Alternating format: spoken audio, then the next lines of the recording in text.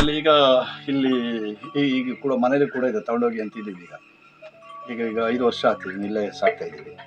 ಈಗ ಇದೆಯಾ ಈಗ ಮತ್ತೆ ಏನ್ ಜಿಂಕೆ ಸುತ್ತಮುತ್ತಲೇ ಸಾಧಾರಣ ಒಂದು 100 ಬೋರ್ ಆಗಿವೆ ಇಲ್ಲಿ.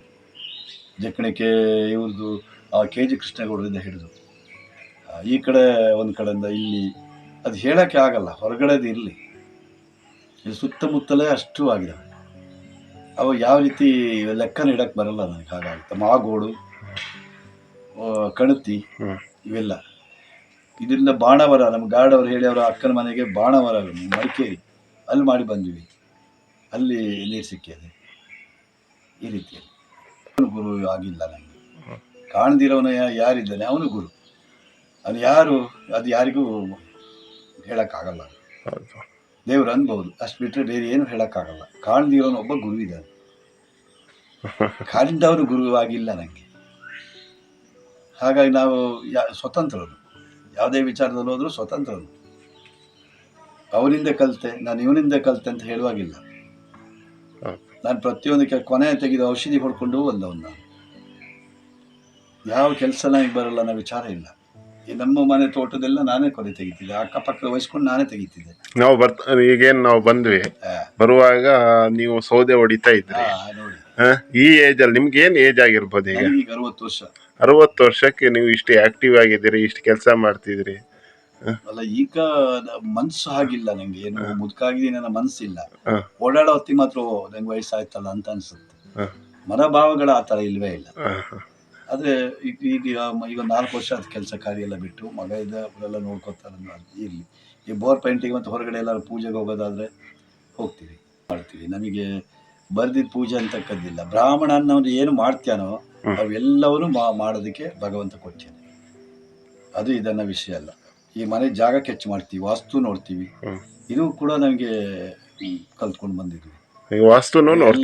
ಎಲ್ಲವನ್ನು ಮೊದಲು ಭೂಮಿಲಿ ನೀವು ಮನೆ ಕಟ್ಟಬೇಕು. ಈ ನಾಗಬೀದಿ ಅಂತ ಹೇಳಿರ, ಆ ನಾಗಬೀದಿ ತಪ್ಪಿಸೋದಕ್ಕೋಸ್ಕರ ಎಲ್ಲಿ ಬರುತ್ತೆ ಅನ್ನೋದಕ್ಕೆ ನಾವು ಕಂಡ್ಕೊತೀವಿ, ಕಂಡು ಅದ್ರಲ್ಲಿ ಮಾಡಿ ತೋರಿಸ್ತೀವಿ. ಇದು ನಾಗಬೀದಿ ಬಂದರೆ ಬರಲ್ಲ, ಈ ಥರ ಇದ್ರಿ ಬರಲ್ಲ. ಅದು ಎಲ್ಲವನ್ನೂ ನಾವು ಮಾಡ್ತಾ ಇದ್ದೀವಿ. ಅದು ಇದೆ.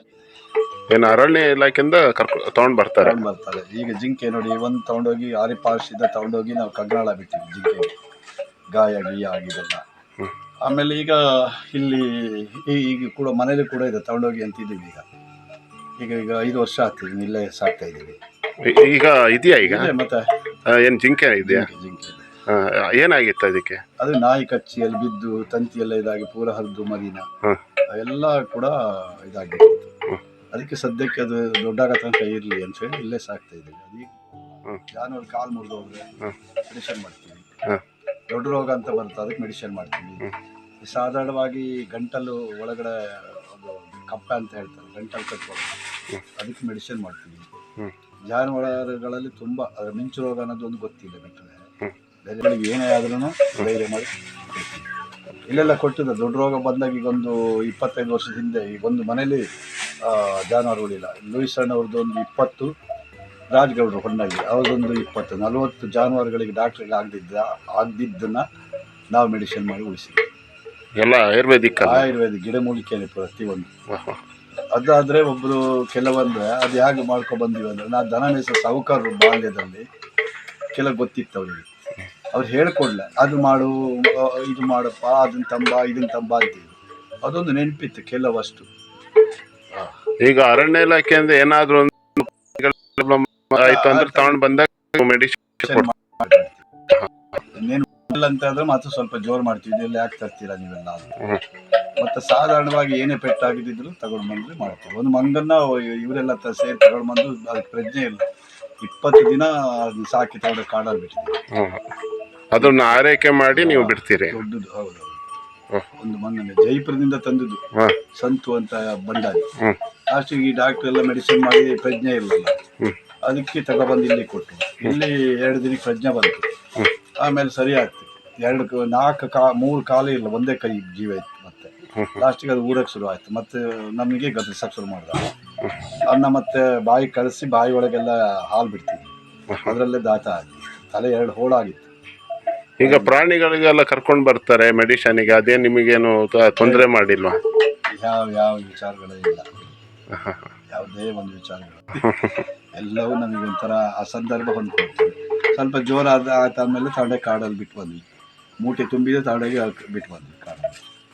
ಹೀಗೆ ಇದು ಅಷ್ಟೇ. ಯಾವುದು ಆರಿಪಾರಿಸಿದ ದೊಡ್ಡ ಜಿಂಕೆ 3 ದಿನ ಮೆಡಿಷನ್ ಮಾಡಿದ್ವಿ, 3 ಜನ ಮಲಗಲಿತ್ತು. ಆಮೇಲೆ ತಾಂಡಾಗಿ ಕೈಕಾಲು ಕಚ್ಚಿ ತಗೊಂಡೋಗಿ ಕಗ್ಗಳವ್ರು ಬಿಟ್ಟರು. ಈಗ ಆರಿಪಾರ್ಸು ಇದರಲ್ಲಿದ್ದಾರೆ, NR ಡಿಪೋದಲ್ಲಿದ್ದಾರೆ.